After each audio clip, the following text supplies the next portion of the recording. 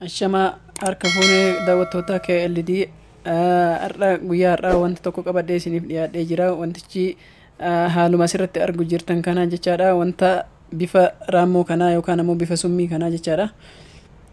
Summichi akkuma argitan akka asirratti argitan kana fakkaata jecha. Garuu namoonni tokko tokko warroonni biyya Arabaa keessa jirtan beekuu dandeettanii kun ammootu kan beene irraa barachuu dandeettan jedhee abdadha. Akkuma argitan raammichi kun baay'ee summii kan qabudha. Summichi isaa sammuutu akkuma argitan summii yeroo gar malee akka malee yoo nama idde akka malee qaama namaa keessa deemuudha waan ta'eef qaama namaa keessa hogguu seenu haala amma asirratti argaa jirtan kanaan jechaadha. Qaama namaa iitessee akka malee bofa yookaan ammoo buutii isa jedhamtu san namni hin beekne hin jiru. Isa caalaa daran summiin isaa baay'ee hadhaa baay'ee ulfaataa waan ta'eef jechaadha. Gama biraatiin akkuma argitan kana jechaadha namoonni wanti kun isa mudatee jechaadha akka argitan kanatti namoonni raammoon kun isin ciniine yeroo sanitti atattamatti akkuma argitaniin jechaadha bakka naannoo inni isin iddisan yeroo sanitti millaacii haaraa yookaan ammoo millaacii ashii keessaa baaftanii yeroo sanitti qaama keessan muruudhaan qaamni sun bakki sun akka dhiigni keessatti yaa'u taasisuu jechaadha. Itti aansuudhaan dawaan isaa hin jiru. Dawaan isaa jiraachuun jechuun seediliyaa yookaan ammoo faarmaasii irra jecha faarmaasii san irraa marfee yookaan ammoo ibra tasammam jettiin arabni ibra marfee summiidha jechaadha. Marfee summiidha yeroo sanitti seediliyaa yookaan ammoo faarmaasii naannoo keessan argamutti dhayxaniitiin yeroo sanitti ibra tasammamii kana dirachuu qabdanii jechaadha.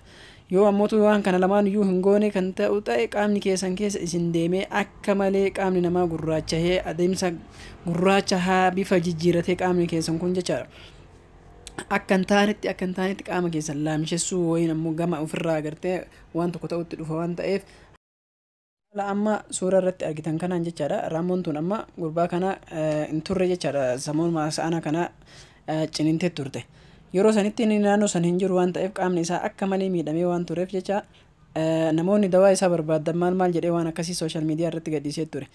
Garuu namni dawaa isaa kana hin beekne naannoo sanitti dawaan isaa irra guddaatti dawaa seediliyaa yookaan faarmaasii osoo hin taane yeroo sanitti qaama bakka isiin si ciniinte san irraa qaama kee muruudha jecha. Qaamni kee hogguu murameetiin jedhe qaama kee dhiigni keessaa baha hogguu san ammootu dhiigni keessaa bahee jennaan summiin isaa gaba. Kanaaf daawwattoota keenya akkuma beekamu jechaadha. Haalli yeroo nu amma keessa jirru kun beekama waan ta'eef jechaadha. Hedduudhaan agartee wantoota akkana wal yaadachiisuunis gaarii waan ta'eef keessattuu jechaadha namoonni biyya ambaa keessa jirru.